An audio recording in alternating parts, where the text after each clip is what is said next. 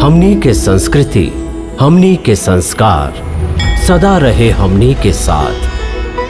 भारत के महान ग्रंथ और काव्य सब के संपूर्ण संकलन सब्सक्राइब करें तिलक। अर्जुन, जौन शक्ति के बिना ये संसार में एगो पत्ता भी ना हिल सकेला, वह शक्ति के आशीर्वाद विजय पावे खातिर सगरे प्राणियन खातिर जरूरी है। स्वयं हमहु राम के अवतार में लंका युद्ध से पहले भगवती दुर्गा के पूजा करके विजय के आशीर्वाद प्राप्त के लिए रही।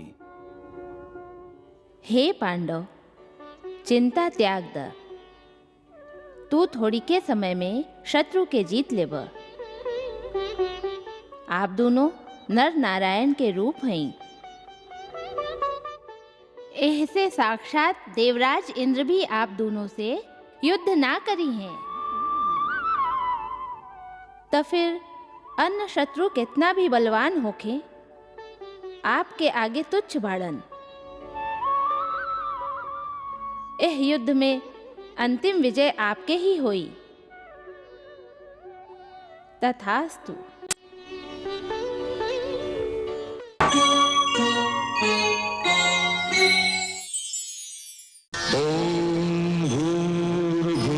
स्वाहा तत्सवितुर्वरेण्यं भर्गो देवस्य धीमहि धियो यो नः प्रचोदयात्। स्वाहा। ॐ विश्वानि देव सवितर्दुरितानि परासुव यद्भद्रं तन्न आसुव। स्वाहा। ॐ अग्नये स्वाहा इदम् अग्नये इदं नमः। ॐ अन्तरिक्षाय स्वाहा इदम् अन्तरिक्षाय इदं नमः। ॐ इन्द्राय स्वाहा इदम् इन्द्राय इदं नमः। ॐ नमः शम्भवाय च मयो भवाय च नमः शङ्कराय च मयस्कराय च नमः शिवाय च शिवतराय च। स्वाहा। ॐ वायवे स्वाहा इदं वायवे इदं नमः। ॐ भूर्भुवः स्वाहा तत्सवितुर्वरेण्यं भर्गो देवस्य धीमहि धियो यो नः प्रचोदयात्। स्वाहा। हिरण्यगर्भः समवर्तताग्रे भूतस्य जातः पतिरेकासि सदाधार पृथिवीं द्यामुतेम तस्मै देवाय हविषा विधेम।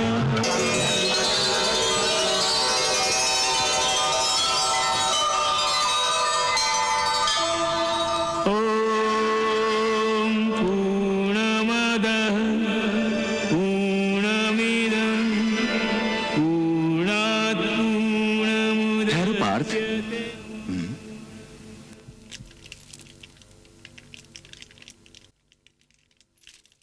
हवन कुंड में पूर्णाहुति देवे से पहले विजय प्राप्ति खातिर तोहके माई दुर्गा के पूजा करे के चाहिए। विजय प्राप्ति खातिर? हाँ, विजय प्राप्ति खातिर। हे केशव, जब स्वयं भगवान श्री कृष्ण ए युद्ध में हमरा संगे हई, तो फिर विजय प्राप्ति में कोनो आशंका है का? हे पार्थ, ये आशंका के बात नहीं खे, दैवीय मर्यादा के बात है। एह अनंत सृष्टि के सगरे कारोबार जौन शक्तियन के द्वारा संपन्न होखेला, वो शक्ति भगवती दुर्गा है। भगवान के एगो रूप खाली संकल्प के है। और भगवान के दूसर रूप वो संकल्प के साकार करे वाली शक्ति रूपा भगवती दुर्गा है। अर्जुन, जौन शक्ति के बिना ये संसार में एगो पत्ता भी ना हिल सकेला, वह शक्ति के आशीर्वाद विजय पावे खातिर सगरे प्राणियर खातिर जरूरी है। स्वयं हमहु राम के अवतार में लंका युद्ध से पहले भगवती दुर्गा के पूजा करके विजय के आशीर्वाद प्राप्त के लिए रही। ऐसे युद्ध में जाए से पहले दुर्गा माई के पूजा करके वहां के आशीर्वाद प्राप्त करा। ऊ सदैव विचित्ता है, आपन सच्चा भक्त लोगन पर जल्दी प्रसन्न हो जाली। ऊ महादुर्ग, पशमनी और महाभय विनाशिनी है। वहां के 9 नाम के उच्चारण करे से ही वो प्रसन्न हो जाली। यही से मन में वहां के 9 दुर्गा रूप के धारण करके वहां से विजय के आशीर्वाद मांगा।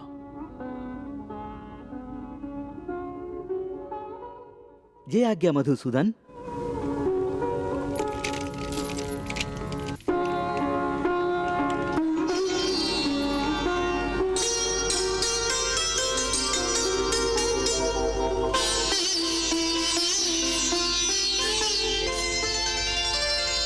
हे महादुर्गा, महाभारत का महासमर मस्तक पे खड़ा है। महाबलियों के इस मेले में योद्धा एक से एक बड़ा है।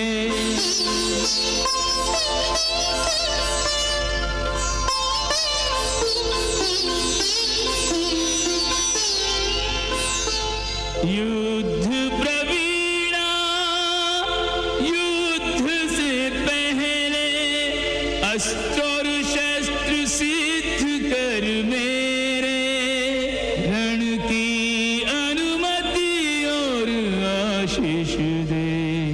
नाम स्मरण करता मैं तेरे। प्रथमं शैलपुत्री च, द्वितीयं ब्रह्मचारिणी, तृतीयं चन्द्रघण्टेति, कूष्माण्डेति चतुर्थकं, पंचमं स्कन्दमातेति, षष्ठं कात्यायनीति च, सप्तमं कालरात्रीति, महागौरीति चाष्टमं, नवमं सिद्धिदात्री च, नवदुर्गा प्रकीर्तिता। चार भुजाओं वाली मैया, इन भुजदंडों में बल भर दे।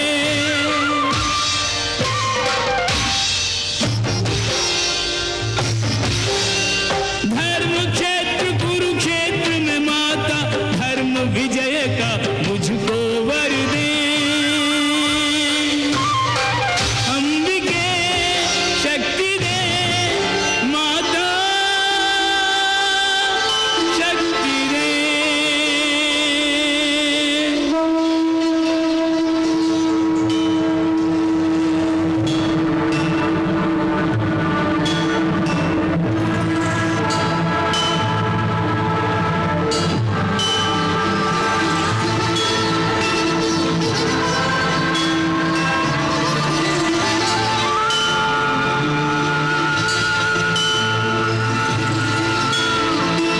जय दुर्गा, जय माता। जय दुर्गा, जय दुर्गा, जय माता, जय माता।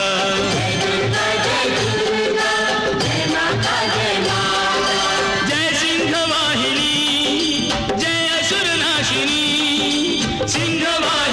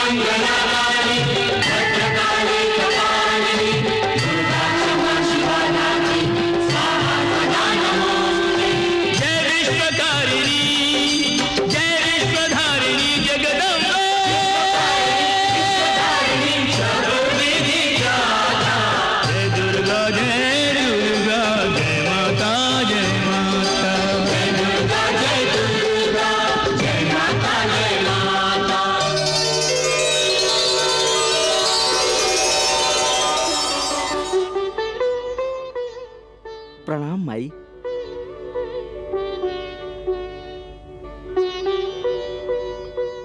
हे अर्जुन, हम तोहार भक्ति से प्रसन्न हई। मांगा तोहके हमरा से का वर चाही।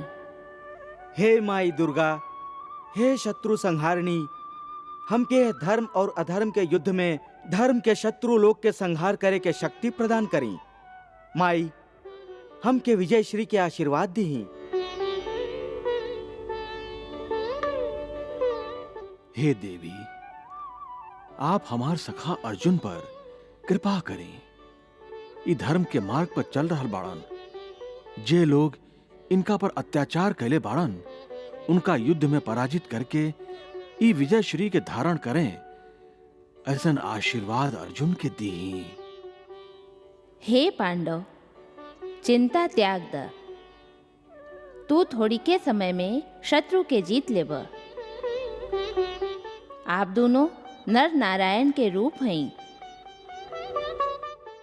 ऐसे साक्षात देवराज इंद्र भी आप दोनों से युद्ध ना करी हैं। तो फिर अन्य शत्रु कितना भी बलवान होखे, आपके आगे तुच्छ बाड़न। एह युद्ध में अंतिम विजय आपके ही होई। तथास्तु।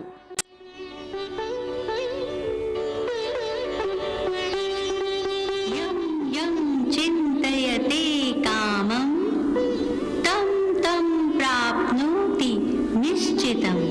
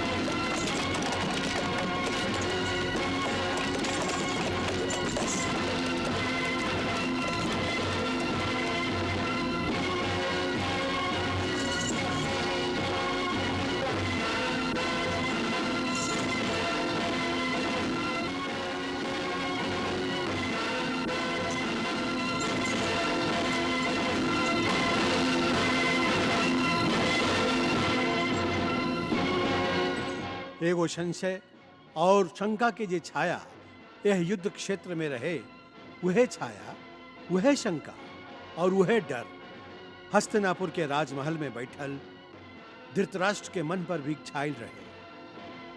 वह चिंतित रहन कि यह युद्ध के परिणाम का हुई, के जीती, के हारी, के जीवित रही और के वापस घर ना आई।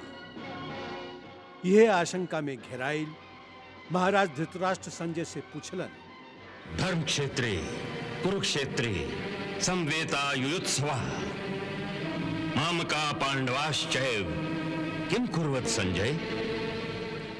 हे संजय, कुरुक्षेत्र जे धर्म क्षेत्र भी है, वहां युद्ध करे की इच्छा से इकट्ठा भइल हमार बेटन और पांडु के बेटन का कैलन, ई तो हमके बतावा।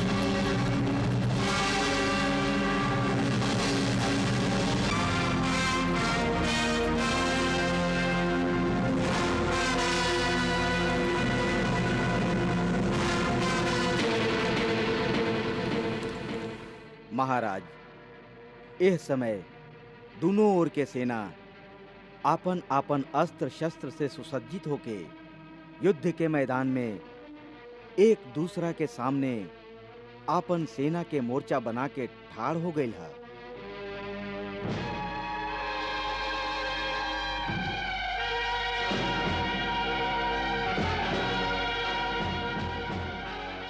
दोनों ओर के सेनापति आपन आपन व्यूह के रचना बना के आपन आपन सेना के मोर्चा बना लिहले बाड़न।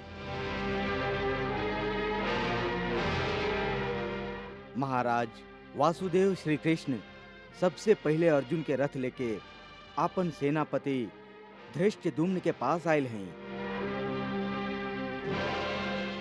प्रणाम द्वारिकाधीश। विजयी होगा। प्रणाम पार्थ। प्रणाम सेनापति। हे अर्जुन, हमके पूरा विश्वास है कि तू अपन पराक्रम से एह महायुद्ध में पांडव लोग के विजय प्राप्त अवश्य करोइबा। हे सेनापति, कृपा करके आपके द्वारा रचल व्यूह रचना में हमके अपन स्थान बता दी। हे अर्जुन, हमारे यह व्यूह रचना के मुख्य उद्देश्य सम्राट युधिष्ठिर के रक्षा करत कौरवन से युद्ध कैल है। ऐसे बलि भीम के हम सम्राट के बायां ओरी ठाड़ कैले हैं और तू सम्राट के दायां ओरी रहबा और नकुल सहदेव पीछे से मोर्चा संभारिए। हे अर्जुन, कौरवन के वाण के तीव्र प्रहार के रोके के दायित्व तोहरा पर होई। जय आज्ञा सेनापति जी।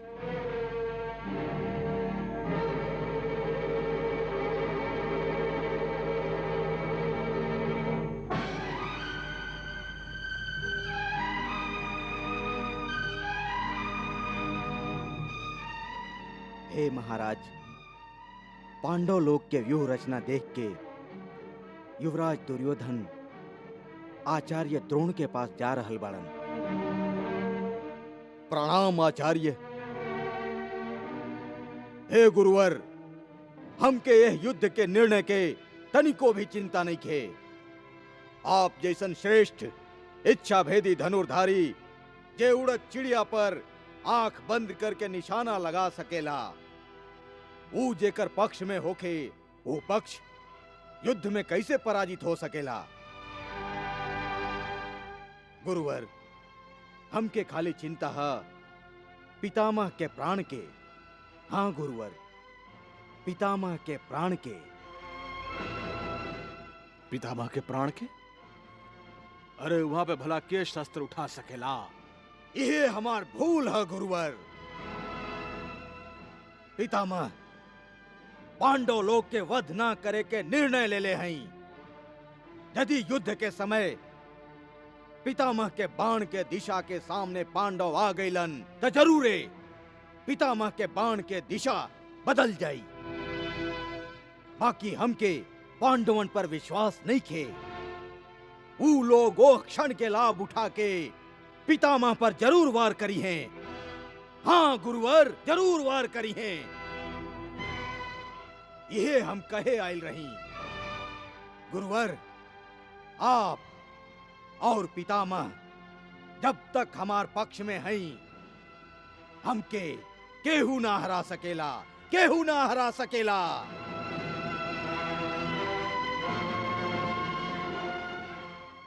प्रणाम आचार्य।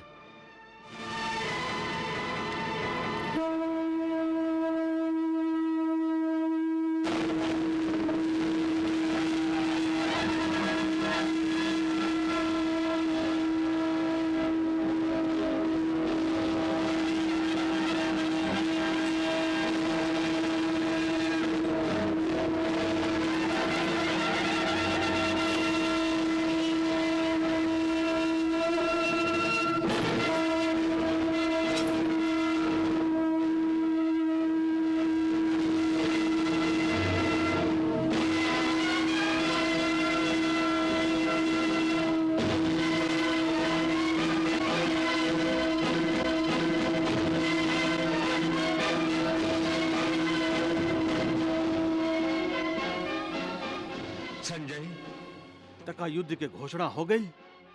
ना महाराज। काहे? घोषणा होखे से पहले अर्जुन अचानक श्री कृष्ण से कहलन, हे केशव, हम कौरव लोग के सेना के अवलोकन कइल चाहत हई। हमार रथ दोनों सेना के बीच में ले चली। त तू देखल चाहतारा कि दुर्योधन के विजयी बनावे खातिर के योद्धा सम्मिलित भइल बाड़न और तोहके केकरा केकरा से युद्ध करे के हुई। हाँ केशव, हम यह देखल चाहत हई। चली, हमार रथ दोनों सेना के बीच में ले चली।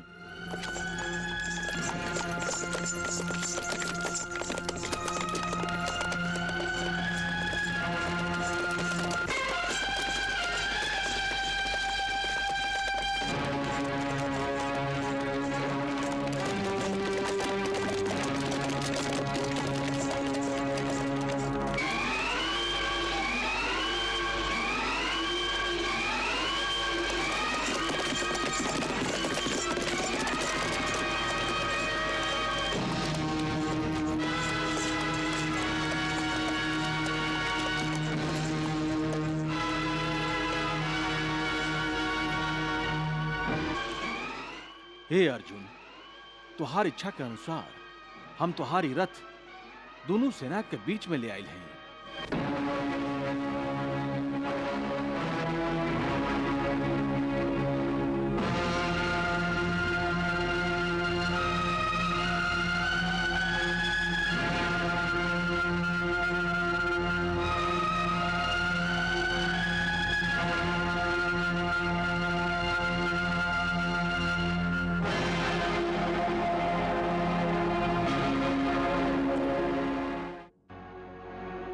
हे पार्थ, कौरवन के सेना की ओरी देखे से पहले एक बार तू आपन सेना की ओरी भी देखा।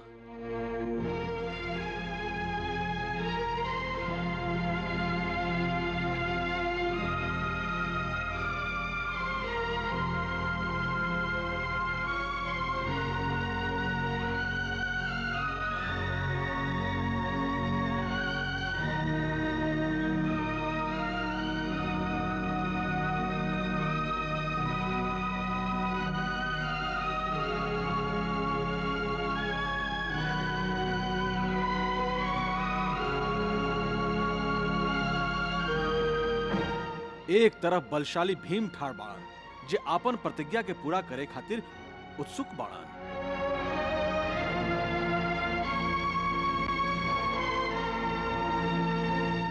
सेना के बीच में तुहार जेठ भाई जी धर्मराज युधिष्ठिर बाड़न और उनकरा बाएं और दाएं नकुल और सहदेव।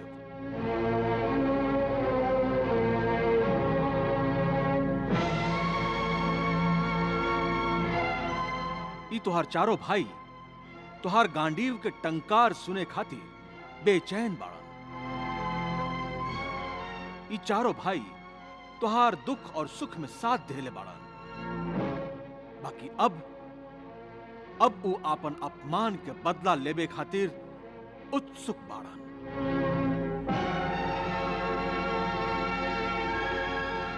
और ऊ देखा तुहार आपन बेटा अभिमन्यु जे नई नवेली दुल्हन उत्तरा के आशंका के घेरा में अकेला छोड़ के रणभूमि में ठार हा।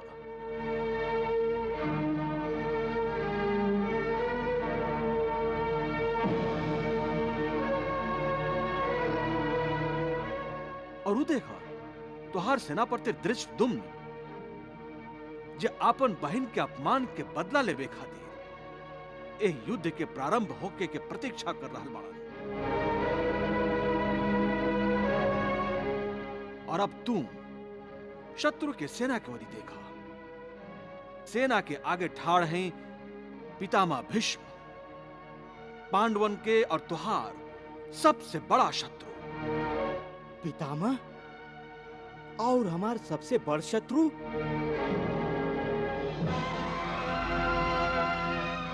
हाँ पार्थ, का तू नहीं खजानत कि पितामह जैसन धनुर्धारी एह त्रिलोक में दूसरा केहू नहीं के। पितामह परशुराम जैसन अलौकिक धनुर्धर के भी परास्त कैले हैं। खाली वहां के शौर्य और पराक्रम पर ही दुर्योधन ई युद्ध कर रहा है। पितामह कौरवन खातिर विजय के आश्वासन है। पितामह पर केहू विजय प्राप्त ना कर सकेला। यदि तोहके पांडव लोक के विजय श्री के माला पहरावे के हा तो हे अर्जुन, तोहके पितामह भीष्म के वध करे के होई। पितामह के वध? हर स्थिति में वहां के वध तोहके करे के होई। हाँ धनंजय, खाली पितामह ही ना, अब तू अपन दूसर महाशत्रु के भी देख ला। आचार्य द्रोण, तुहार गुरुदेव।